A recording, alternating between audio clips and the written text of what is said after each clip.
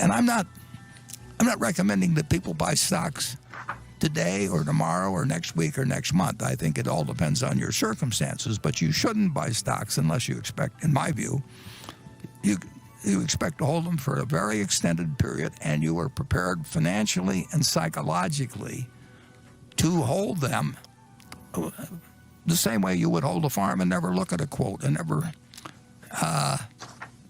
pay it.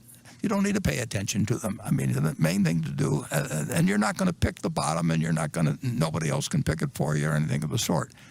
You've got to be prepared to, when you buy a stock, to have it go down 50% or more and be comfortable with it as long as you're comfortable with the holding. And I pointed out, I think a year, maybe 2 years ago in the annual report, just the one before this most recent one, I pointed out that there have been 3 times in Berkshire's history when the price of Berkshire stock went down 50%.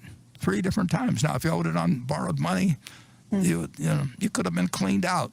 There wasn't anything wrong with Berkshire when those 3 times occurred. But if you're going to look at the price of the stock and think that you have to act because it's doing this or that, or somebody else tells you, how can you stay with that when something else is going up or anything?